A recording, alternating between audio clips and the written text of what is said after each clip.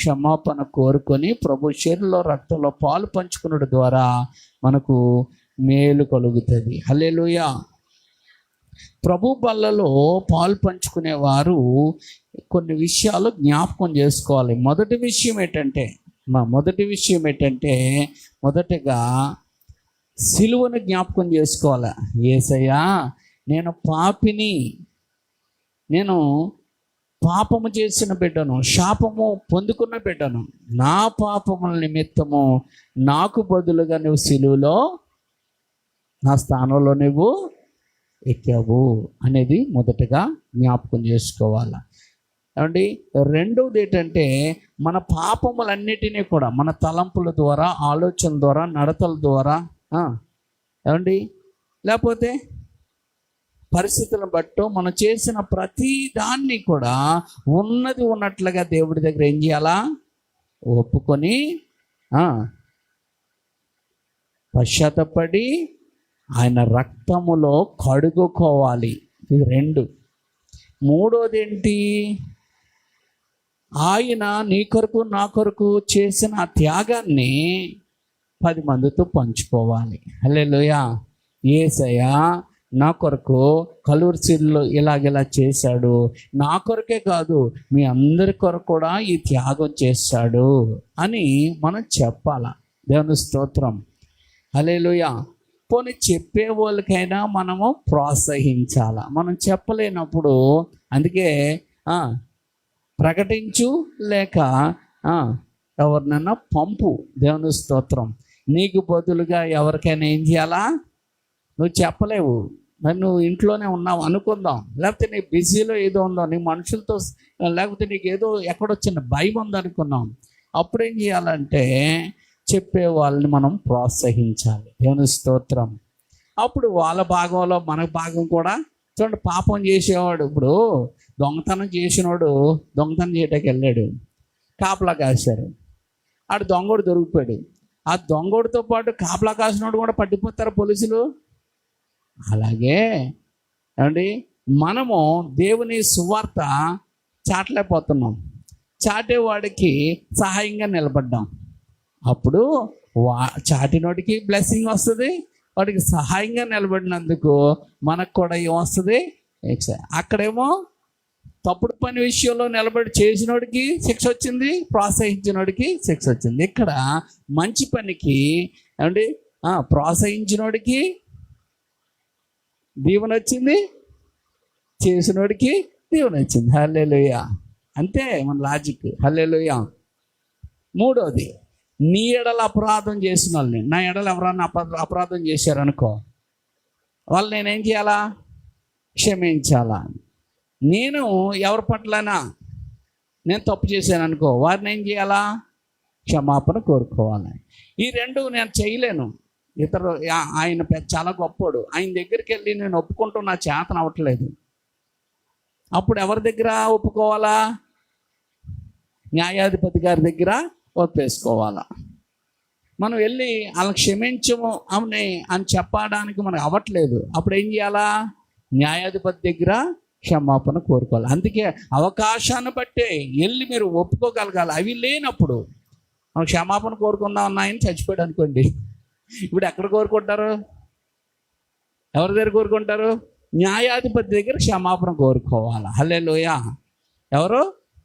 న్యాయాధిపతి దగ్గర కోరుకుంటే సరిపోయిందే, నీకు మనసు నిమ్మలం అయిపోతుంది. దేవుని స్తోత్రం.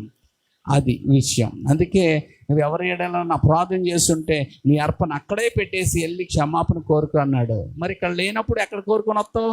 అందుకని న్యాయాధిపతి దగ్గర కోరుకోవచ్చు. హల్లెలూయా. 5వ మాట, ఏక మనస్కులై కరుణాచిత్తులై వినయం మనస్సుతో ఉండాలి. ఇక్కడ దేవుడి దగ్గర ఎలా ఉండాలా?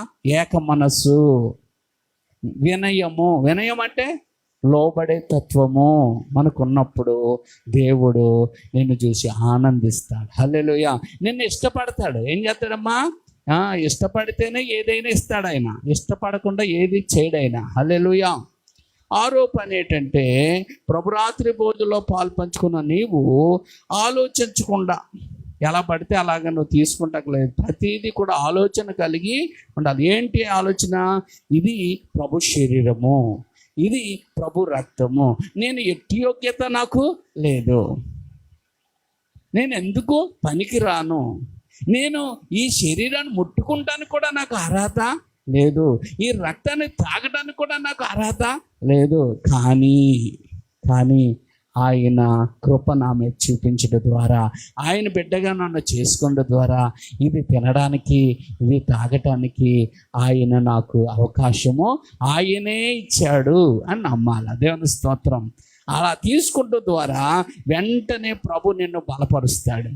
అలా తీసుకుంటూ ద్వారా వెంటనే దేవుడు నిన్ను స్వస్థపరుస్తాడు. అలా తీసుకుంటూ ద్వారా దేవుడు నిన్ను ఏం చేస్తాడంటే ఆయుష్ని ఇస్తాడు. అందుకే ప్రభురాత్రి భోజనంలో కూడా స్వస్థతలు జరుగుతాయి. కానీ మీకు ఆ విషయం తెలియక ఏదో అని తీసుకుంటాం వల్ల మీకు వ్యాధులు కలుగుతాయి. అందుకే ఆలోచించి తీసుకుంటాం వల్ల మీకు, అందుకే మెడిసిన్ ఎలా పడితే అలాగ వేసుకోకూడదు. తెలుసా మీకు? కొన్ని మెడిసిన్స్ ఉంటాయి, అదేంటంటే తిన్న తర్వాత వేసుకోవాలా. ఏ తర్వాత ఏమా?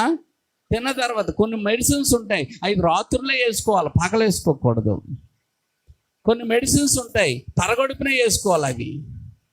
కాబట్టి అవి నువ్వు ఆలోచించకుండా ఎలా పడితే అలా వేసేసుకుంటాను మెడిసిన్ అంటే నీకు ప్రమాదం. ఆ మెడిసినే నీకు ఆరోగ్యం ఇచ్చే మెడిసినే, అది నువ్వు ఎలా పడితే అలా వేసుకుంటాం వల్ల ఏమవుతుంది చెప్పండి? మీకు తెలుసా? పారాసెటమాల్ తెలుసా? పారాసెటమాల్ తెలుసా? చెప్పండి అమ్మా. జ్వరం అనగానే అది జ్ఞాపకం ఉంటుంది కదా. ఒక ఆమెకు జ్వరం వచ్చింది. ఆమెకి జ్వరం వస్తే పారాసెటమాల్ డోలో వేసేసుకుంటే అమ్మ తగ్గలేదని మళ్ళీ ఇంకో డోసు వేసేసుకుంది. తగ్గలేదు అంటే ఇలాగ వేసేసుకున్నా తగ్గిపోద్దా? అది చెప్తాడు తగ్గలేదంటే. మళ్ళీ ఒక నిమిషం చూసి వేసుకుని మళ్ళీ ఇంకో నిమిషం, అలాగా ఒక 5-6 ట్యాబ్లెట్లు వేసేసుకుంటే కోమాలోకి వెళ్ళిపోయాయి. ఇక ఇక్కడ ఈ పెంగిటిల్లు ఉంది కదా, ఈ పెంగిటింట్లో ఒక ఫ్యామిలీ ఉండేవారు ఒకప్పుడు. రిక్షా తొక్కుతాడు వాళ్ళ తాతయ్య గారు. అదే అక్కడ ఆ కుర్రోడు చాలా ఇంటెలిజెంట్, 7th క్లాస్ చదివేవాడు, పుల్లాగా ఉండేవాడు. ఆడు ఏం చేసాడంటే వాళ్ళ అమ్మ పారన వెళ్ళిపోయింది, వాళ్ళ నాన్న వేరే చోట ఉంటున్నాడు. అయితే జ్వరం వచ్చింది. జ్వరం వస్తే పారాసెటమాల్ తెచ్చుకొని ఒకటి వేసుకున్నాడు. తగ్గలేదు, మళ్ళీ వేసుకున్నాడు. వెంటనే వేసుకుంటేనే కోమలోకి వెళ్ళి చచ్చిపోయాడు కుర్రోడు. అంటే ఔషధం మంచిదేనా? కానీ ఔషధాన్ని ఎలాగ వేసుకోవాలా? ఏ రీతిగా వేసుకోవాలో ఆ రీతిగా వేసుకోవాలి. కానీ అతడు ఏం చేశాడు చూసావా? అందుకే ప్రతి ఒక్కరికి ఏముండాలంటే గైడెన్స్ ఉండాలా. అందుకే చాలామంది డాక్టర్లు చెప్తారు ఏ ట్యాబ్లెట్లు పడితే ఆ ట్యాబ్లెట్లు వేసుకోకూడదు అని చెప్తారు. ఎందుకంటే ఎలాగ వేసుకోవాలో డాక్టర్ గారు చెప్పినట్లుగా వేసుకుంటేనే ఆ ఔషధం నీకు ఆరోగ్యాన్ని తీసుకొస్తుంది. ఆ చెప్పినట్లు వేసుకోకపోతే అది నీకు ఏం తీసుకొస్తుంది? అనారోగ్యాన్ని, అపాయాన్ని, మరణాన్ని కూడా తీసుకొని వస్తుంది. ప్రభు వల్ల కూడా అలాంటిదే. ఈ ప్రభు వల్ల ఎందుకంటే నువ్వు బలం పొందుకోవాలని, ఆరోగ్యం పొందుకోవాలని, ఆయుష్ను పొందుకోవాలని, ఆయనకి సాక్షులుగా ఉండాలని ఏర్పాటు చేసింది అన్నమాట. అంటే నువ్వు నిలకడగా ఉండాలని. ఈ బల్ల విషయంలో చాలామందికి ఎక్కువ సందేహాలు వచ్చి, డౌట్లు వచ్చి వెనక్కి వెళ్ళిపోతున్నారు. అందుకే మీకు ఇప్పుడు కూడా ఇశ్రాయేలులో పాస్కా అనేది వాళ్ళు ఆచరిస్తారు. ఏంటమ్మా? పాస్కా అంటే దాటిపోవుట అని అర్థం అండి. అంటే ఏటి దాటిపోయారు? ఐగుప్తు దాస్యంలో నుండి వారు దాటిపోయి పరమకాణానికి వెళ్ళారు. దాని గుర్తుగా అండి పాస్కా. ఇంకోటి ఏంటి? మరణము దాటిపోయింది వారిని అన్నదానికి అనమాట. ఇప్పుడు మనది కూడా ఈ ప్రభు బలను కూడా పాస్కా అంటారు. ఏంటి పాస్కా అంటే నీ మరణము, నీ పాప రోత జీవితము ఇప్పుడు ఒప్పుకున్నడు ద్వారా దాటిపోయింది. ఇప్పుడు ఏమొచ్చేసింది? నీతి, పవిత్రత అండి, క్షమాపణ, నీతి, పరిశుద్ధత, పవిత్రత వచ్చేసి ఎక్కడి నుంచి వచ్చేసాయి? నువ్వు లోబడడం ద్వారా, ఆయన చెప్పినట్లు చేయటం ద్వారా ఆటోమేటిక్గా నీకు వచ్చేసాయి. హల్లెలూయా. అందుకే చూడండి ప్రకటన గ్రంథం 22:20లో, ప్రకటన గ్రంథం 22:20లో మన సిద్ధపాటు కలగాల. అందుకే ప్రభు రాత్రి బల్ల విషయంలో కొన్ని సంఘాల్లో ఏం చేస్తారంటే శనివారం సిద్ధపాటు కూడికని ఎడతారు. నెలకొకసారి అనమాట వాళ్ళకి. ఆ నెలకోసారి వల్ల శనివారం సిద్ధపాటు కూడికని ఎట్టి ఆ రోజు అన్ని పాపాలు ఒప్పుకొని ఏడ్చి ఏడ్చి ఏడ్చి అంటే ఆ తర్వాత ఆదివారం వాళ్ళు తెల్ల బట్టలు వేసుకొని వచ్చి ప్రభు బల్ల తీసుకుంటారు. కాబట్టి మరి అలాగా చెయ్యాలండి అని అంటే ఎస్, ప్రతిరోజు నువ్వు దేవుడి దగ్గర నీ పాపములను ఒప్పుకుంటూనే ఉండాలా, ప్రతిరోజు ఆయన రక్తంలో కడుక్కుంటూనే ఉండాలి. హల్లెలూయా.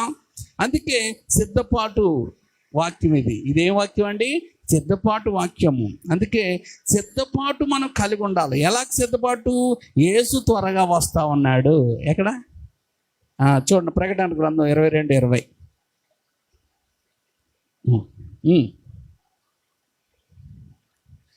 ఆమేన్. ఏమిటి? త్వరగా వస్తున్నాడు అన్న మాటకి అర్థం ఏంటంటే మరణాత. ఏంటండి? మరణాత. దేవుని స్తోత్రం. ఆయన త్వరగా వస్తా ఉన్నాడు. మరణాత.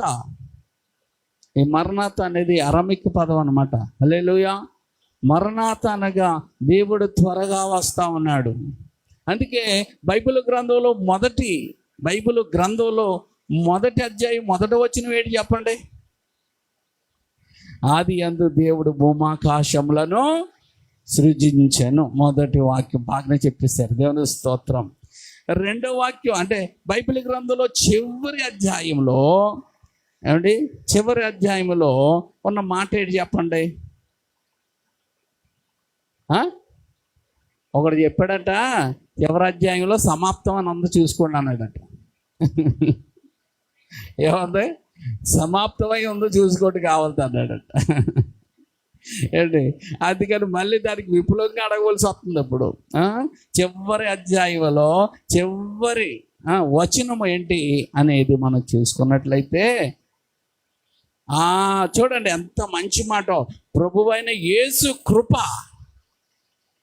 పరిశుద్ధందరికీ తోడయుండునుగాక. ఆమేన్. హల్లెలూయా.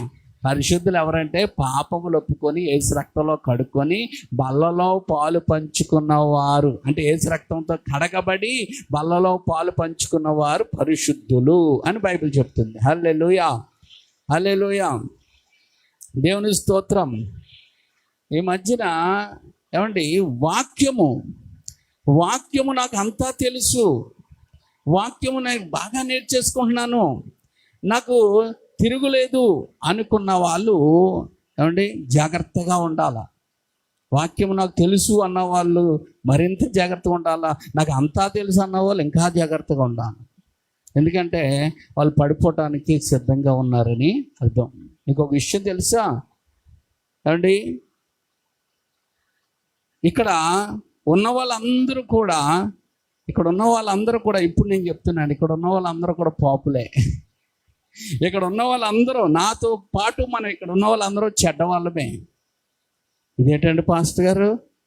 ఏంటి మేము పాపులమా? మేము చెడ్డవారమా? ఎస్.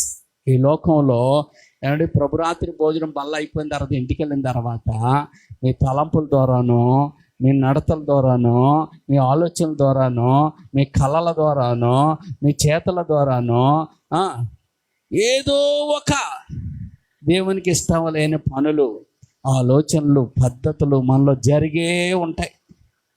లేకపోతే చూచే ఉంటాం కళ్ళ ద్వారానో, వినికిడి ద్వారానో. ఒక వినికిడి ద్వారా అయినా కూడా ఏయో చెడ్డ సమాచారాలు మన వినికిడికి వచ్చి మన కళ్ళ ముందు చెడ్డవి కనిపించినవి కూడా ఉంటాయి.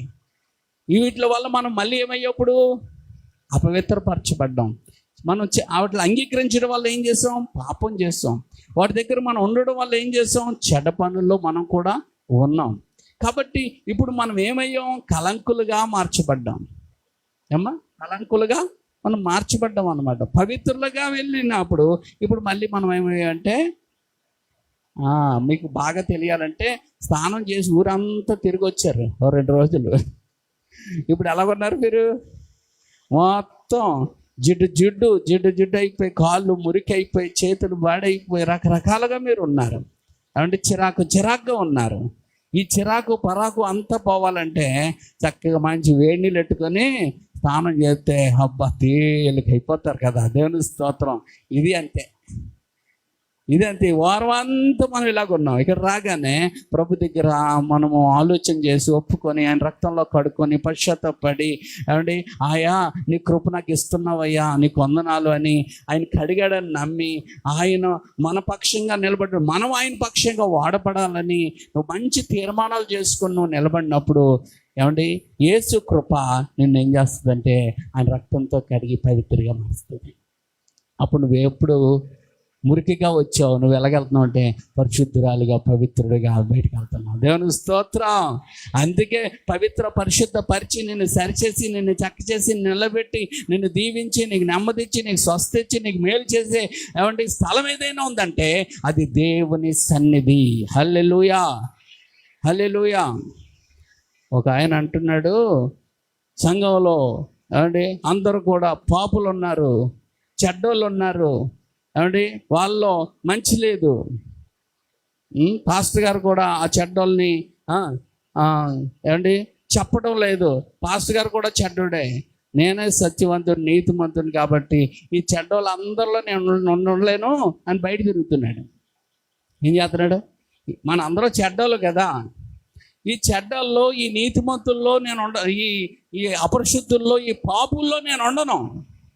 కాబట్టి నేను ఎక్కడ తిరుగుతానంటే రోడ్ల మీద తిరుగుతాను. నిజమే, మనం పాపులమే. అంటే ఒక మాటలో చెప్పాలంటే మనం మొద్దులు. ఎవరో నలుగురు, ఇద్దరు, ముగ్గురు, నలుగురు ఉంటే ఉండొచ్చులేండి చదువుకున్న వాళ్ళు. మనం మొద్దులు. అయినా స్కూల్లోనే ఉన్నాం. ఈ రోజుకి అప్పైనా రేపైనా మనకు మన బుర్ర అండి అర్థమవుతుంది, దిద్దుకుంటాం. క్లాసుల్లో మనం ముందుకు వెళ్తాం. క్లాస్ వదిలేసి నేను తెలివైనోడిని మొద్దుల మధ్యలో నేను ఉన్నాను, క్లాస్ వదిలేసి రోడ్డు మీద తిరిగావు అనుకో, ఏమండి అక్కడ ఏమున్నది? ఎక్కడేముంది? లోకంలో ఏముందమ్మా? శరీరాశ, నేత్రాశ, జీవోడమ్మ అవి నిన్ను పట్టేస్తాయి. స్కూల్లో ఉంటే ఇక్కడ టీచరు బెత్తం నిన్ను సరి చేస్తుంది. హల్లెలూయా. ఇక్కడ ఏమవుద్ది? టీచర్ గారి దగ్గర ఏమవుద్ది? బెత్తం. మూర్ఖుని వీపునకు బెత్తము. ఆ బెత్తముతో మన మూర్ఖత్వం అంతా పోతూ ఉంటుంది. ఏమండి ఆయన దగ్గరికి ఏముంది? జ్ఞానం ఉంది. ఆ జ్ఞానము నీకు దయచేస్తాడు. ఆయన దగ్గర ఏముంది? బుద్ధి ఉంది. ఆ బుద్ధి నీకు ఇస్తాడు. అందుకే బుద్ధి లేని వాళ్ళమే, కానీ ఆయన మాటలు వింటుంటే మనకు బుద్ధి కలుగుతుంది. ఆయన మాటలు వింటుంటే జ్ఞానం కలుగుతుంది. ఆయన దగ్గర ఉంటుంటే తీర్మానం కలుగుతుంది. ఆయన బిడ్డకుడు ఆయన దగ్గర ఉండి మనం ఉన్నప్పుడు మన లోపాలు మన పొరపాట్లు అన్నీ ఒప్పుకొని మనం పరిశుద్ధపరచబడి ఆయన కృప ఇక్కడ ఏముంది? ఆయన కృపలో మనం పరిశుద్ధపరచబడి యేసు రాకడకు మనం సిద్ధపడవుతాం. దేవుని స్తోత్రం. అందుకే ఏమండి ఆ ప్రకటన గ్రంథం చివరిలో ఏముందంటే యేసయ్య కృప, రెండోది పరిశుద్ధులు అందరికీ. అంటే యేసు కృప అందరినీ పరిశుద్ధులుగా మార్చేసింది. ఈ పరిశుద్ధులు యేసయ్య వచ్చినప్పుడు సిద్ధపాటులో ఉంటారు కనుక ఎత్తబడతారు. అందుకే పరిశుద్ధంగా తీర్చిదిద్ది నేను ప్రత్యేకపరిచేది ఏంటంటే వాక్యము. నేను బ్రతికించేది వాక్యము. నీ శ్రమలలో నిన్ను పరిశుద్ధపరిచేది వాక్యము. అందుకే ఎఫెసీయులకు రాసిన పత్రిక 5వ అధ్యాయంలో అంటాడు, వాక్యం అనే ఉదక స్థానము చేత మనలను పవిత్రపరుస్తున్నాడు అని ఉంది అక్కడ. ఏమండి పవిత్రపరచబడాలంటే నువ్వు పాపివయ్యావనేగా, నువ్వు చెడ్డదానివనేగా, నువ్వు చెడ్డోడివనేగా, నువ్వు పాపువేమనేగా. మరి ఆ పాపమును ఆ చెడ్డతనమును దేవునికి ఇష్టములైన అన్నిటినీ కడగడానికి దేన్ని ఉపయోగిస్తున్నాడు? వాక్యాన్ని ఉపయోగిస్తున్నాడు. కడగడానికి దేన్ని ఉపయోగిస్తున్నాడు? ఆయన పవిత్రమైన రక్తాన్ని ఉపయోగిస్తూ ఉన్నాడు. హల్లెలూయా. ఇది ఎంతవరకు అంటే పాస్టర్ గారు అంటే ప్రభు వచ్చే వరకు ఇది ఉంటుంది. మనకి స్నానం ఎంతవరకు చేస్తారు? ఒకరోజు చేస్తే సరిపోద్దండి. ఏమండి ఒకరోజు చేస్తే సరిపోద్దా? చచ్చేంత వరకు స్నానం చేస్తూనే ఉండాలి. ఇదంతే ఆధ్యాత్మిక స్నానం అంటారు. దీన్ని ఏమంటారమ్మా? ఆధ్యాత్మిక స్నానము. ఎప్పుడు వరకు చేయాలా? ప్రభు వచ్చే వరకు మనం అలాగా వెళ్తూనే ఉండాలి. హల్లెలూయా. ఏమండి ఈ లోకం ఒక ధూళి లాంటిది. మనం వెళ్ళామంటే మనం అంటించుకోక్కర్లేదు, ఆటోమేటిక్గా ఏదోలాగా మన మీద ధూళి వచ్చి పడుతుంది. అంతెందుకు ఇల్లు క్లీన్ చేస్తున్నాం. మా ఇంట్లో ఇక్కడ లారీలు ఏమైనా వెళ్తున్నాయా? బయట లారీలు అండ్ ట్రక్కులు, బస్సులు వెళ్తున్నాయా? మరి మా ఇంట్లో ధూళి వచ్చేసింది. అవన్నీ దులుపుతుంటే బోల్డ్ ధూళి ఉంది, ఫ్యాన్ నిండా ధూళి ఉంది. ఎక్కడి నుంచి వచ్చింది అది? ఆటోమేటిక్గా గాల్లోనే ఆ ధూళి ఉన్నది. హల్లెలూయా. కాబట్టి ఆ ధూళి అలాగొచ్చి చేరుకుంది. దాన్ని ఇప్పుడు ఏం చేయాలా? భలే చేరుకుందామని ఉంచుతామా? శుభ్రంగా మళ్ళీ తుడిచి బయటపడేస్తే మళ్ళీ కొన్నాళ్ళకి మెల్లిమెల్లిగా మళ్ళీ చేరుతూనే ఉంటుంది. అలాగే మన ఆత్మీయ స్థితిని కూడా ఏమండి, రకరకాలైన దేవుడికి ఇష్టం లేని కార్యాలు, దేవునికి ఇష్టం లేని పనులు, ఏమండి రకరకాలైన ధూళి లాంటి పాపము, చెడుతనము మనల్ని తాకుతూనే ఉంటుంది. దాన్ని అంతటిని మనం ఏం చేయాలా? తుడిచి వేసుకొని, కడిగి వేసుకొని వాటిని దూరపరుచుకుంటూ ఉండాలా. హల్లెలూయా. సాధ్యమైనంత వరకు వాటిలన్నిటినీ మనం కట్ చేసుకొని దూరపరుచుకుంటూ ప్రభుకి సన్ని అంటే దగ్గరగా, ప్రభుకి ఏంటండి, ప్రభు సన్నిధానంలో దగ్గరగా ఆయనతో వెళ్తున్న హానోకులాగా మనం మారిపోవాలన్నమాట. దేవుని స్తోత్రం. అందుకే అంటాను, ఏమంటే ఇక్కడ ఉన్న వాళ్ళందరూ పాపులమే, ఇక్కడ ఉన్న వాళ్ళందరూ చెడ్డోళ్ళమే. కానీ ప్రభు కృప మళ్ళీ మనకి ఏమిస్తుందంటే క్షమాపణను ఇస్తుంది. క్షమాపణ ఇస్తాడు అంటే ఒకసారి క్షమాపణ కోరిన అర్థమాన క్షమాపణ అంటే ఇస్తాడు. మనం మనుషులు, మనలో పాపము స్వభావం ఇంకా పోలే. పాపం క్షమించబడ్డది కానీ స్వభావము, అందుకే ఒంటరిగా ఉన్నప్పుడు లేకపోతే ఏదైనా సమస్యలు ఉన్నప్పుడు మనలో ఉన్న పాపం మనల్ని ఏం చేస్తూ ఉంటుంది? రెచ్చగొడుతూ ఉంటుంది. తెలుసా మీకు? ఏమని రెచ్చగొడుతుంది? చచ్చిపో, ఎందుకు బతకడు, ఇన్ని కష్టాలు, ఇన్ని బాధలు, నేను అవమానపరుస్తున్నాను, నిన్ను అలాగంటున్నారు, నిన్ను ఎలాగంటున్నారు, నిన్ను ద్వేషిస్తున్నారు, నేను తక్కువగా చూస్తున్నారు, లేదు నువ్వు చచ్చిపో అండి అని నన్ను ఎన్నోసార్లు ప్రేరేపించి ఉంటాయి. అలాంటి అవన్నీ ఎటనుకుంటున్నారు? Evil spirits. ఒక ఆయన ఏమండి ఆలోచిస్తున్నాడట పదే ఏదో ఒక శక్తి అతను అంటుందట, నువ్వు బతుకుంటావు ఎందుకయ్యా, నువ్వు ఎందుకోసం బతకాలా, నువ్వు ఎందుకోసం తినాలా, నువ్వు ఎందుకోసం పని చేయాలా, ఏ బాధ ఏ కష్టం ఉండదు కదా చచ్చిపోతే అని ఒక శక్తి ప్రేరేపిస్తుందంట.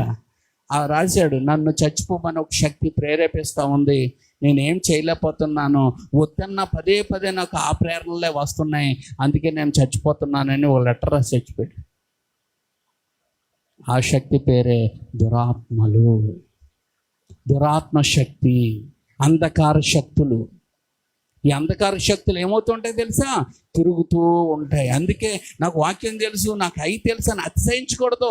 ప్రభువా, నీవు నాకు అండగా ఉన్నావు, నీవు నాకు తండ్రివి, నీవు నాకు కృప చూపించావు, నేనెంతటి వాడనయ్యా, నేనెంతటి దాన్నయ్యా, నీ కృప చొప్పునే నేను ఇలాగున్నాను, నీ కృప చొప్పునే అనుకున్నట్టుగా మనము ఆలోచన కలిగి ఉంటే వెంటనే ఆ ఎవిల్ స్పాట్స్ అన్నీ కూడా ఏమైపోతాయి?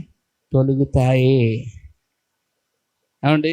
అంతేగాని నేను నీతిమంతుణ్ణి, నేను సత్యవంతుణ్ణి, నేను మంచోడిని, నేను పాపం లేదు నాలో, నేను చెడ్డ పనులు చేయలేదు, నేను అది చేయలేదు, వాళ్ళు తప్పు చేయలేదా, వీళ్ళు తప్పు చేయలేదా, వీళ్ళు అలాగెళ్ళట్లేదా, వాళ్ళు అలాగట్లేదా, వాళ్ళు వెళ్ళటోలో వీళ్ళు వెళ్ళటోలో. తప్పులు వద్దయ్యా, తప్పులు నువ్వు చూపించుకో. తప్పులెన్ని వారు తమ తప్పులు ఎరగరన్నట్టుగా అందరు తప్పులు చూపించుకుంటూ నువ్వు గోతులో పడిపోతున్నావు. నీ తప్పులేంటో నువ్వు చూసుకొని నువ్వు దేవునితో కనెక్ట్ అవ్వగలిగితే దేవుడు నిన్ను ప్రత్యేకపరుచుకొని నడుచుకుంటాడు.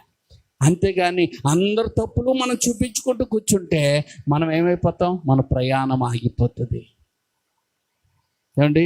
మనకు దరిద్రం మొదలవుతుంది, మనకు అలజడి మొదలవుతుంది, మనకి సమస్యలు మొదలవుతాయి. అందుకే నేను అంటాను, అందరినీ నువ్వు చూడకు, నువ్వు దేవుడిని చూడు. అందుకే బైబిల్లో ఉందంటే, విశ్వాసమున కర్త దాన్ని కొనసాగించు. యేసు వైపే చూడమంది, కానీ ప్రతి ఒక్కల వైపు, వాళ్ళ వైపు, వీళ్ళ వైపు చూడమందా? అటు ఇటు చూచే పేతురు మునిగిపోయాడు. మా పేతురు ఎందుకు మునిగిపోయాడమ్మా? అటు ఇటు చూచినప్పుడే మునిగిపోయాడు. ప్రభుని చూచినప్పుడు పేతురు నీటి మీద నడిచాడు. హల్లెలూయా, హల్లెలూయా. ఈ ఆధ్యాత్మికమైన జీవితంలో నువ్వు ప్రభుని చూచినప్పుడు ఎన్ని కష్టాలున్నా, ఎన్ని బాధలున్నా నువ్వు నడగలుగుతావు. పరిస్థితులను చూచినప్పుడు, పక్క చూపులు చూపించినప్పుడు ఖచ్చితంగా నీవు మునిగిపోయే స్థితికి వెళ్ళిపోతావు. హల్లెలూయా, హల్లెలూయా. అర్థమవుతుందా? ఏమండి, పక్క చూపులు మనం చూడకూడదు. ఇతరులను మనం ఏలుపెట్టి ఆత్మాను ఏలుపెట్టి చూపించేవాడు ఎవరో తెలుసా? ఏలుపెట్టి ఎవరు చూపిస్తారు తెలుసా? దేవుని సేవకుడే చూపిస్తాడు. ఎందుకంటే దేవుడు మాట్లాడతాడు కాబట్టి, ఇదిగో నీ పరిస్థితి మార్చుకో, నీ జీవితం మార్చుకో, నీ రోతను మార్చుకో అని ఆయన మాట్లాడతాడు. మాట్లాడినప్పుడు మనలో ఉంటే అవును ప్రభువా, లేదనుకో ప్రభు నీకు స్తోత్రం అనుకోవాలి. అంతేగాని ముఖం మార్చుకోకూడదు. ఏం మార్చుకోకూడదు? ముఖం మార్చుకోకూడదు. ఏమండి, అందుకే మనసు మార్చుకోవాలి. దేవుడు అదే అన్నాడు, మారు మనసు పొందండి, మారు మనసు పొందండి, మారు మనసు పొందండి అని చెప్తాడు. దేవుని స్తోత్రం. అందుకే నీవు ఏమండి మెచ్చుకున్నవాడు గొప్పవాడు కాదు, ప్రభు మెచ్చుకోవాలి. ఇతరులు నీ కోసం చెప్పాలా, నేను ఎలా చేశాను, నేను అలా చేశాను, నేను అంత ఇచ్చాను, నేను ఎంత ఇచ్చాను, నేను గొప్పదాన్ని, నాకు లెక్క చేయట్లేదు, నన్ను చూడట్లేదు. ఇవ్వద్దు. ప్రభువు నువ్వు ఇచ్చావు, ప్రభువు నీకు సహాయం చేస్తాడు. దేవుని స్తోత్రం. అన్నయ్య సఫీరాలు ఉన్నారు, వారు ప్రభు పరిచర్యలో వాడబడదామని వెళ్ళారు, కానీ వారు నిజం చెప్పలేదు, అబద్ధాలు నేర్చుకున్నారు. అబద్ధాలు నేర్చుకున్నందుకు వారు ప్రాణాలు పోగొట్టుకున్నారు. ప్రభు సన్నిధిలో అబద్ధం చెప్పకూడదు. ఉంటే ఉన్నా చెప్పలే, అబద్ధం మానే. దేవుని స్తోత్రం. హల్లెలూయా, హల్లెలూయా. అప్పుడు పేతురు గద్దించాడు, మీరు పరిశుద్ధాత్మను మోసగిస్తున్నారా, దేవుడి దగ్గర మీరు మోసగిస్తున్నారా అన్నారు. మీదే కదా, ఆ సొత్తు ఎవరిది? వాళ్ళదే. ఏమండి, కాబట్టి అందరూనేమో నిజాయితీగా తీసుకొచ్చి పాదాల దగ్గర పెట్టారు. వీళ్ళు ఏం చేశారంటే కొంత దాచుకొని వచ్చి పాదాల దగ్గర పెట్టారు. వాళ్ళు చెప్పాలా, మేము కొంచెం దాచుకున్నామండి అని చెప్పాలా, కానీ బిల్డప్ మాత్రం ఏం చేస్తున్నారంటే అందరి ముందు మేము అంత దేవుడికి ఇచ్చామన్నట్టు కనపడ్డారు. అందుకని దేవుడు వారిని శిక్షించాడు అందరి ముందు. కాబట్టి మనం శిక్షకు పాత్రలు కాదండి. మీకు ఒక ఇష్యూ తెలుసా? నీకున్న బలము, నీకున్న ధనము, నీకున్న ఇల్లు, నీకున్న వాహనం, నీకున్న పొలము, నీకున్న ఆస్తిపాస్తులు అన్ని దేవుడిచ్చినాయే. హల్లెలూయా. ఈ లోకానికి మనం ఎలా వచ్చాం తెలుసా? దిగంబరులుగా వచ్చాం. మళ్ళీ ఎలా వెళ్ళిపోతాం? దిగంబరులోకి వెళ్ళిపోతాం. కానీ దేవుడు నిన్ను ఏ కుటుంబంలో పుట్టించాలో ఆయనకి తెలుసు. ఎలాగా నిన్ను ఆశీర్వదించాలో తెలుసు. ఏ రీతిగా నిన్ను వాడుకోవాలో ఆయనకి తెలుసు. అన్నీ ఇచ్చాడు. దేవుని స్తోత్రం. ఆ ఇచ్చినవి మళ్ళీ దేవుడికి నువ్వు ఇస్తావో లేదా అని దశంభాగం పెట్టాడు. అందుకని సేవకులను పోషించడం ఆయనకి ఏమీ కష్టమేం కాదు. అంటే అసలు నీ బుద్ధి ఎక్కడ తెలుస్తుంది అంటే డబ్బు దగ్గర తెలుస్తుంది కదా. అందుకని దశంభాగం ఇమ్మన్నాడు. అది సేవకులకు ఏం చేశాడంటే పోషణగా పెట్టాడు అన్నమాట. అందుకే సేవకుడు కూడా ఇది నా డబ్బు అనకూడదు, ఇది నాకు దేవుడిచ్చిన జీతం. దేవుని స్తోత్రం. దేవుడు సేవకుడికి ఏంటండి ఇచ్చిన జీతం అది. హల్లెలూయా. ఈరోజు అంటే పెద్ద పెద్ద సంఘాల్లో అంత జీతాలు వచ్చినా కూడా అడుక్కుంటున్నారు.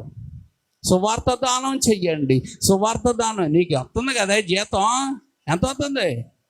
100 కోట్లు వస్తుంది నీకు జీతం. 100 కోట్లు జీతం వస్తున్నవాడు నువ్వు అడుక్కోవాలా?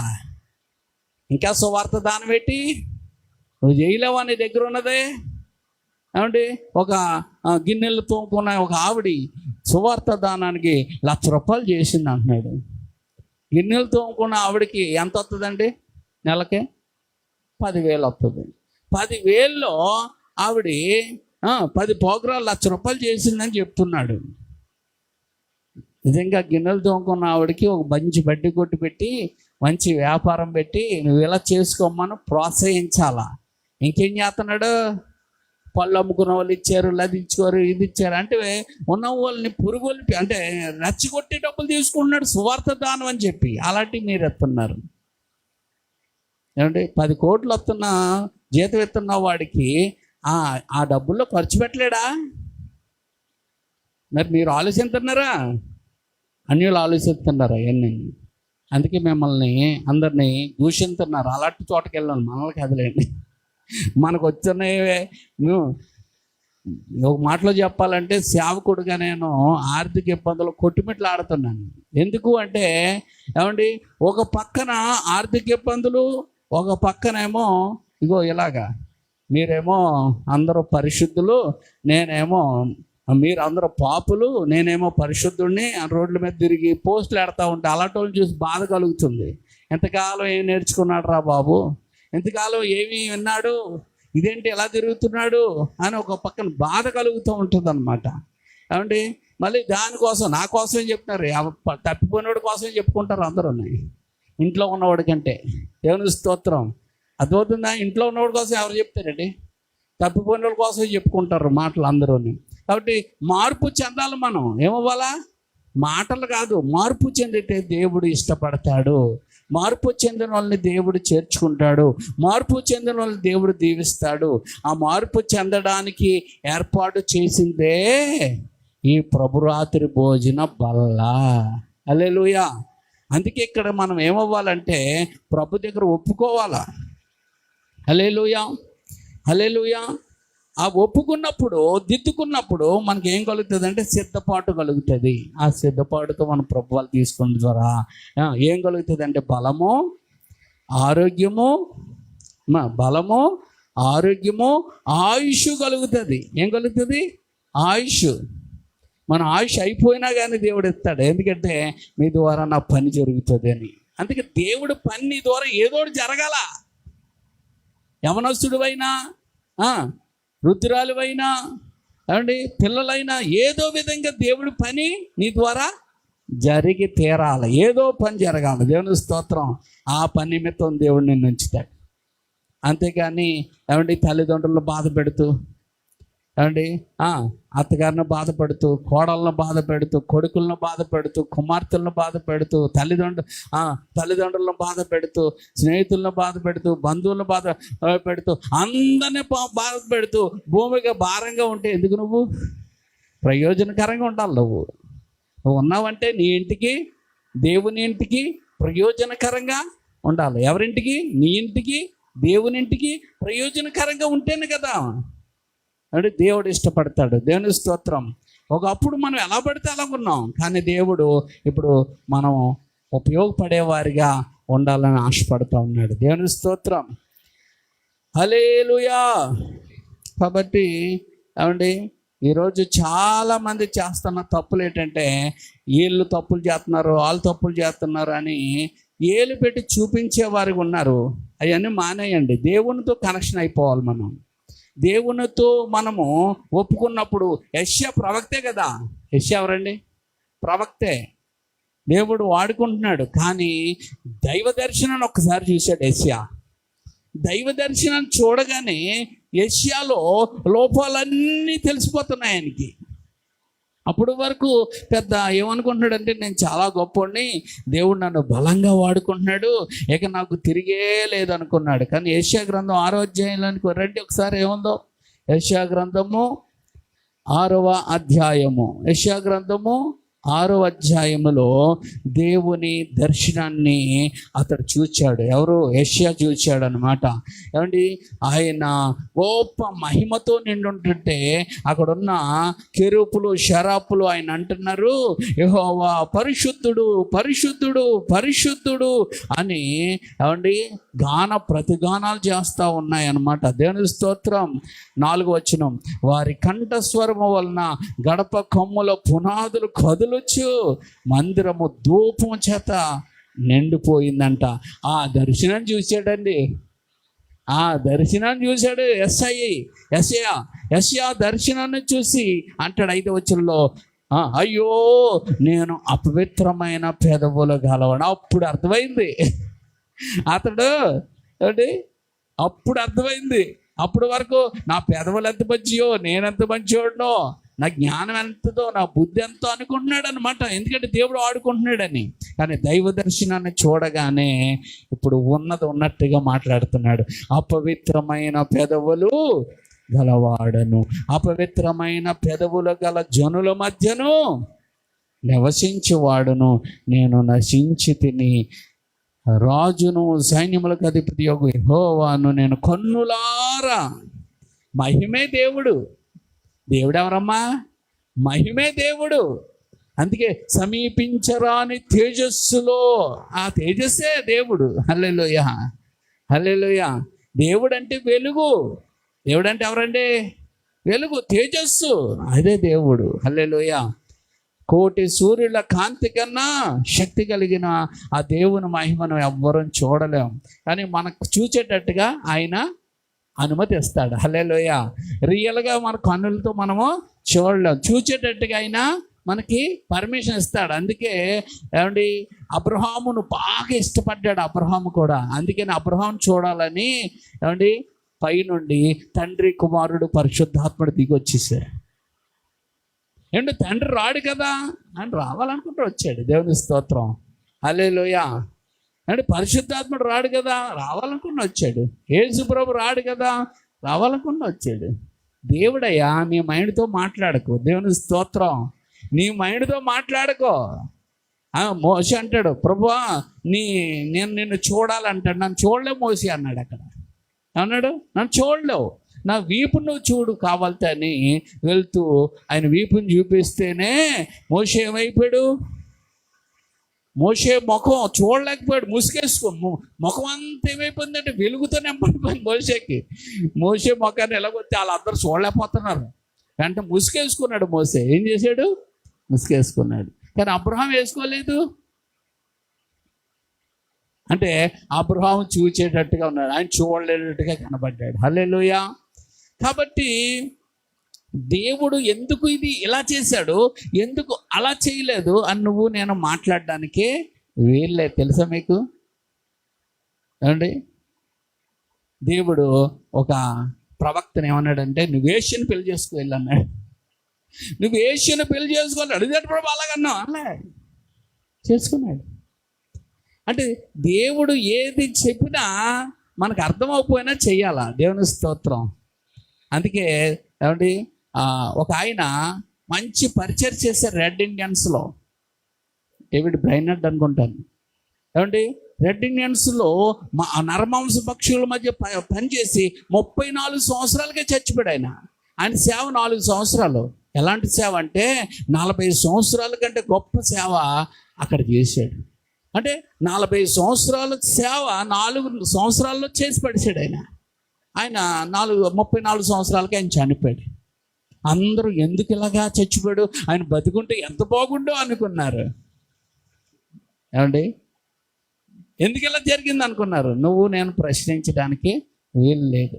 అందుకే ఏమండి, ఆ యేసన్న గారు ఒక పాట రాసుకున్నారు, ఎందుకిలా జరిగిందని యేసయ్యను అడిగే అర్హత నీకు లేనే లేదని, స్తుతించే కృప నీకుంటే చాలునులే. స్తుతించే కృప నీకుంటే చాలునులే. ఎందుకిలా జరిగిందని, ఎలాగెందుకు జరిగింది, అలాగెందుకు జరిగింది, అలాగెందుకు జరిగింది, ఎలాగెందుకు నువ్వు అడిగే ఇది లేదు. నువ్వు దేవుడు చెత్త అడిగావా చేశాడా? నోరు మూసుకొని ఉంటుంది. ఇంకా దేవుని స్తోత్రం. ఎందుకు ఇలాగా, ఎందుకు అలాగా అని ప్రశ్నించే అధికారం లేదు. ఎందుకు లేదు అంటే ఆయన కుమ్మరి, మనం మన్ను. ఆయన కుమ్మరి, మనము మన్నుకు కుమ్మరి మీద అధికారము లేదు. నన్ను దాకెందుకు చేసావు ప్రభా, పూజ ఎందుకు చేయలేదు? అందుకే వాళ్ళని చూసి వీళ్ళని చూసి వాళ్ళకలా పాట ఇవ్వలేదు ప్రభా, వీళ్ళకలాంటి ఇది ఇవ్వలేదు ప్రభా, వీళ్ళకలాంటి అలా అడక్కో. నువ్వేమై ఉన్నావో, నిన్ను ఏమైతే వాడుకోవాలో అది అడుగు. వీళ్ళని చూసి కాపీ కొట్ట అడక్కో. నీకేం కావాలో సూటిగా అడుగు. అంటే అర్థమవుతుంది మీకు? అంతేగాని మనం వీళ్ళని చూసి కాపీ కొట్టి అడక్కో. కాపీ కొట్టి అడిగిన వాళ్ళకి ఇవ్వడు దేవుడు. హల్లెలూయా. అందుకే నీ పర్పస్ ఏంటో అడుగు. దేవుడా, నన్ను చేసుకున్నావు కదా, నన్ను ఏ పని కోసం నువ్వు చేసుకున్నావు, దేనికోసం నన్ను నిర్మించుకున్నావు, ఏమి చేస్తే నీకు నేను ఇష్టంగా ఉంటాను అని దేవుడిని అడగండి. హల్లెలూయా. ప్రతి ఒక్కరికి అని ఒక పని కోసం చేసుకోలేదు. మన అవయవాలన్నీ ఒకే రకమైన పనులు చేస్తున్నాయండి? మన అవయవాలన్నీ ఒకటే చేస్తున్నాయా?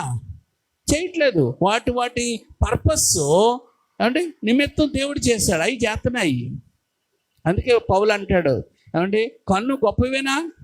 ఒళ్ళంతా కన్నులైతే ఏం ప్రయోజనం అంటాడు. ఒళ్ళంతా ముక్కులైతే ఏం ప్రయోజనం? ఒళ్ళంతా చెవులైతే ఏం ప్రయోజనం అంటాడు.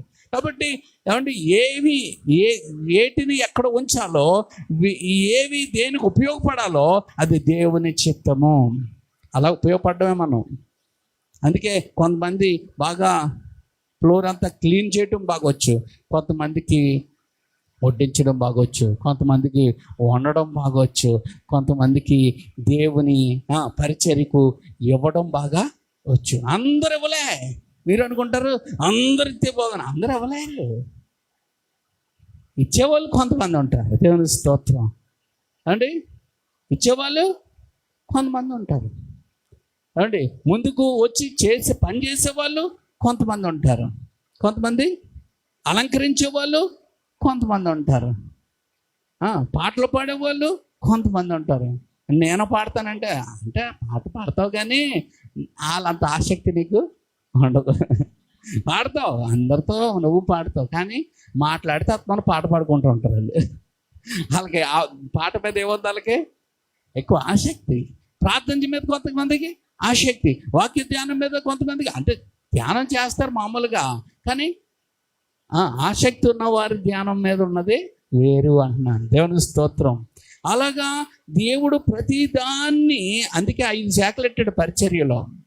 ఒకరు సువార్తికులు, అపోస్తులు, ప్రవక్తలు, బోధకులు, కాపర్లు, 5 సెక్షన్లు ఉన్నాయి. అలాగే మన పరిచర్యలో కూడా అందరూ ఆ పనులు చేస్తూ ఉంటారు. అందుకని ఎప్పుడు కూడా ఏమండి వాళ్ళు ఇది చేయట్లేదండి, ఏమండి వీళ్ళు ఇది చేయట్లేదండి, ఏమండి వాళ్ళు అది ఇవ్వట్లేదని మీరు చెప్పకూడదు. దేవుని స్తోత్రం. ఎవరు ఇవ్వాలో, ఎవరు చేయాలో, ఎవరు ఏది చేస్తారో దేవుడు వారిని ప్రేరేపిస్తాడు. వారు నిలబడకపోతే దేవుడే వారిని నిలబెడతాడు. దేవుని స్తోత్రం. నిలబడరు కొంతమంది, కానీ అలా నిలబెట్టాలో ఆయనకి తెలుసు. హల్లెలూయా, హల్లెలూయా. కట్టుటకును, పడగొట్టుటకును, నాటుటకును, పెళ్ళగించుటకును ఆయనకి అధికారం ఉన్నది. హల్లెలూయా. అర్థమవుతుందా? మనం ఏ విషయంలో కంగారు పడిపోక్కర్లేదు. కట్టేవాడు ఆయనే, నిలబెట్టేవాడు ఆయనే, నడిపించేవాడు ఆయనే, పోషించేవాడు ఆయనే, వాడుకున్నవాడు ఆయనే. ఒకవేళ నేను వాడబడినా, నేను వద్దు, నేను ఎలాగున్నా అని నువ్వు అనుకున్నా ఆయన విడిచిపెట్టడు. నేను సేవకు వచ్చిన కష్టాల్లో, ప్రభు ఇన్ని కష్టాలు ఉండి నేను సేవ చేయాలని నేను చేయను అన్నాను. వదిలేశాడా? సేవ చేయను అన్న వాళ్ళ సర్లే అన్నాడా? నీ అవసరాలు నేను తీరుస్తానన్నాడు. దేవుని స్తోత్రం. హల్లెలూయా. నీ అవసరాలు నేను తీరిస్తే నువ్వు చేస్తావా అన్నాడు. చేయాలి కదా అప్పుడు. దేవుని స్తోత్రం. నేను ఎందుకు అలాగన్నాను అంటే, అప్పుడు మా చెల్లికి వివాహం అవ్వలేదన్నమాట.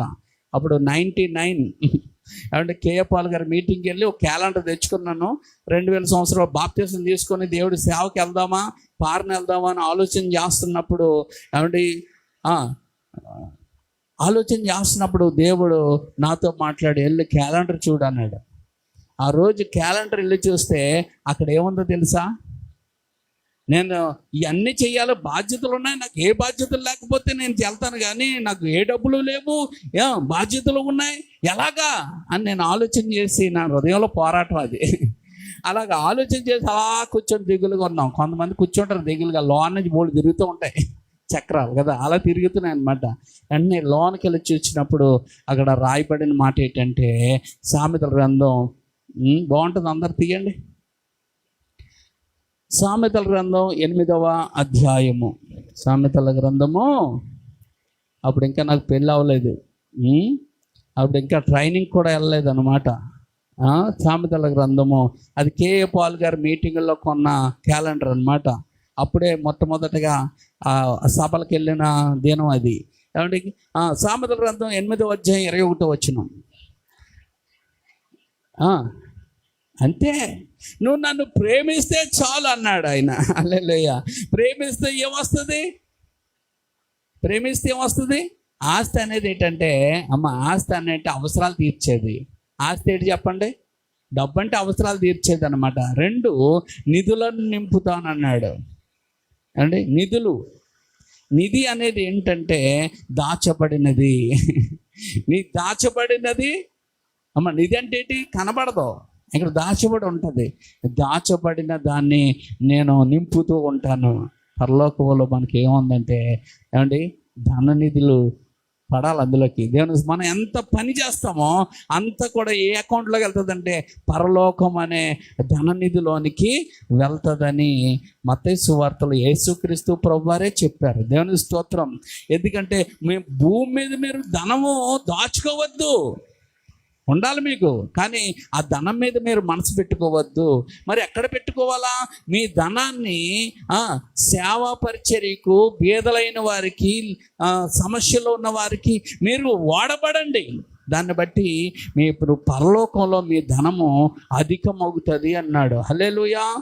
చూడండి మత్తయి సువార్త 6వ అధ్యాయం. ఇక్కడ చిమ్మెట్లు ఉన్నాయండి. ఇగో మన ఇక్కడ ఇది ఉంది కదా, ఏంటి జీ మామిడాడ రెడ్లు ఉంటారు, వాళ్ళు డబ్బు ఏమండి చిమ్మెట్లు కొట్టేస్తే పైకి వెళ్ళి ఆరబెట్టుకుంటారు. వాళ్ళు డబ్బు కట్టలు ఆరబెట్టేవారు ఒకప్పుడు ఏమండి. డబ్బులు అంత అలాగా ఉంటుంది. రెండోది ఏంటంటే తుప్పు పడేస్తుంది. ఇన్నాళ్ళ మనకు పిన్ను కొట్టేవారు చూసారా? మీకు పిన్నులు ఉంటాయి అన్నమాట. పిన్ను కొట్టినప్పుడు అక్కడ అంతా ఏం చేసేది అంటే తుప్పు తినేసేది. తుప్పు కూడా డబ్బుని తినేస్తుంది అన్నమాట. మూడోది ఏంటంటే దొంగలు ఏం చేస్తారు? ఇప్పుడు బ్యాంకులో ఉన్నాయి కూడా దొంగతనం చేస్తున్నారు. బ్యాంకులో ఉన్నాయి కూడా ఎలాగా సైబర్ నేరాలు. నీకేదో ఓటీపీ పంపుతాడు, నీకేదో ఒక 100 రూపాయలు అంతా పంపుతాడు. ఏమంటే పొరపాటున మీ దగ్గరికి వచ్చేసేయండి, నా 100 రూపాయలు నాకు వేసేయండి అంటాడు. అనేసి వాడు ఒక ఓటీపీ ఏదో పంపుతాడంట. ఆ ఓటీపీ చెప్పమన్నారనుకో, మీరు చెప్తారు, మీరు కొడతారు, మొత్తం మీ బ్యాంకులో ఉన్నదంతా కూడా వాడు బ్యాంకులోకి ట్రాన్స్ఫర్ అయిపోతుంది అన్నమాట. కానీ మీకు తెలియదు అయిపోయినట్టు. మెసేజ్ వస్తుంది, 0 బ్యాలెన్స్ మీదే అని. ఇలాంటి ఘరానా మోసాలు చాలా జరుగుతున్నాయి. అక్కడక్కడ రోడ్ల మీద ఎవరన్నా ఫోన్ చేసుకుంటామని తీసుకొని వాళ్ళు ఏం చేస్తారు తెలుసా? మీ ఫోన్లో ఉన్నదంతా వారు దాంట్లో పంపించేసుకుంటారు. చాలా జాగ్రత్తగా ఉండాలి. అక్కడక్కడ ఇవి ఉంటాయి కదా ఛార్జింగ్ పాయింట్లు, అక్కడ కూడా అలాంటి డేటా అంతా మొత్తం లాగేసుకొని వారు చేస్తున్నారు అనేది ఎక్కువ ఉన్నాయన్నమాట. అంటే మన బ్యాంకులో ఉన్నది మన చిన్న ఫోన్ ద్వారా ఏమైపోతుంది? మొత్తం కూడా పోతుంది. అందుకే చాలా జాగ్రత్తగా ఉండాలి. ఇక బెట్టింగ్లు వీటి వల్ల చాలామంది పాడైపోయారు యువత ఏమండి.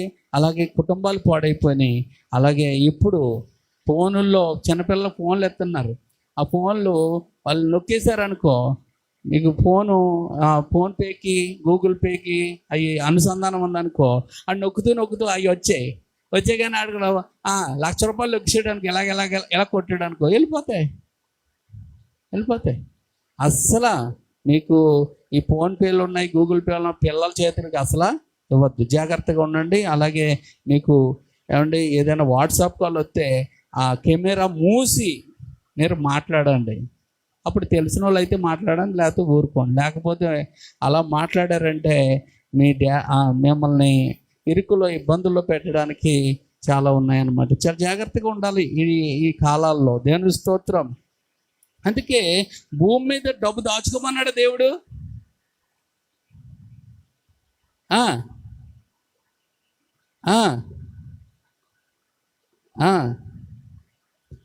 అది అంటే డబ్బు ఇక్కడ కూర్చుకోవద్దంటే అంటే అత్యాసక్తి కలిగిన వాళ్ళుగా ఉండకండి. మనకి ఎంత కావాలో ఏం కావాలో ఉంచుకుంటాం, మంచిదే, తప్పు కాదు. అంటే బ్యాంక్ బ్యాలెన్స్ 10 లక్షలు ఉండడం తప్పు కాదు, 10 కోట్లు ఉండడం తప్పు. 10 లక్షలు ఉండడం ఏం తప్పు కాదు, 10 కోట్లు ఉన్నాయి. ఆ కోట్లు ఖర్చు పెట్టవు, ఏం చెయ్యవు, చచ్చిపోయావు, దానివల్ల ఏం ప్రయోజనం? అందుకే దాన్ని దేవుని పని కొరకు, ఏమంటే బీదల కొరకు, అనాథుల కొరకు, పరిచర్య కొరకు నువ్వు వాడగలిగితే అది ఏమవుతుందండి? పరలోకంలో నీకు అకౌంట్ ధననిధి అక్కడ ఉంటుంది. అందుకే దేవుడు ఈ లోకంలో మనకు కావలసిన అవసరాలు తీర్చగలడు అని ఒక వాక్యం ద్వారా దేవుడు నాతో మాట్లాడినప్పుడు దేవుడి కొరకు నేను నిలబడగలిగాను. దేవుని స్తోత్రం. ఆ దేవుని మాట నన్ను నిలబెట్టింది. హల్లెలూయా. కాబట్టి నన్ను ఎవరు నిలబెడతారు, నాకు ఎలాగా, నాకు ఇది అని అనకండి. ఎందుకంటే దేవుడిని నువ్వు నమ్మిన తర్వాత, దేవుడిని నువ్వు తెలుసుకున్న తర్వాత ఇంకా నీ బాధ్యత అంతా కూడా దేవుడే తీసుకుంటాడు. దేవుడే నీతో మాట్లాడతాడు. దేవుడే నిన్ను పలకరిస్తూ ఉంటాడు. దేవుని స్తోత్రం. ఒకవేళ నువ్వు ప్రార్థన చేయకపోయినా, నువ్వు బైబిల్ చదవకపోయినా, నువ్వు ఆలోచన చేయకపోయినా దేవుడు నీతో పలకరిస్తూ ఉంటాడు. ఏయ్, బైబిల్ చదివావా, ప్రార్థన చేసుకున్నావా, నా ఆరాధనకి సమయం అవుతుంది, నువ్వు వెళ్తున్నావని దేవుడు మాట్లాడతాడు. హల్లెలూయా. అందుకే ఒక ఆయన అంటాడు, నేను పలకరించకపోయినా నువ్వు నన్ను పలకరించావు ప్రభు, నేను నీతో మాట్లాడకపోయినా నువ్వు నాతో మాట్లాడతావు ప్రభు. అంతే ఆయన. ఎందుకంటే ఆయన తండ్రి, ఆయన సృష్టికర్త, ఆయన నిన్ను తల్లి గర్భములో నిన్ను రూపించిన వాడు. దేవుని స్తోత్రం. అంత మంచి దేవుడు మన దేవుడు. అందుకే దేవుని దగ్గరకు వచ్చి, ఏమండి, దేవుని దగ్గరకు వచ్చి నువ్వు జ్ఞానం లేకపోయినా, దేవుడి దగ్గరకు వచ్చి నీకు బుద్ధి లేకపోయినా, దేవుడి దగ్గరకు వచ్చి నీవు వివేకం లేకపోయినా, దేవుడు తన వాక్కు చేత నీకు బుద్ధిని దయచేస్తాడు, తన వాక్కు చేత జ్ఞానం దయచేస్తాడు, తన వాక్కు చేత నేను వివేకవంతులుగా నిలబెడతాడు. హల్లెలూయా, హల్లెలూయా. నువ్వు ఆయనకి ఏమైపోవాలా? సరెండర్ అయిపోవాలా. ఏమైపోవాలా? అప్పగించుకోవాలా. దేవునికి నువ్వు అప్పగించుకోగలిగితే దేవుడు నిన్ను బాగు చేసుకుంటాడు. దేవుని స్తోత్రం. నువ్వేం బాగు చేసుకోలేవు, నువ్వేమి విడుదలైపోలేవు, నువ్వేమి బాగుపడలేవు, నువ్వేమి మేలు పొందుకోలేవు.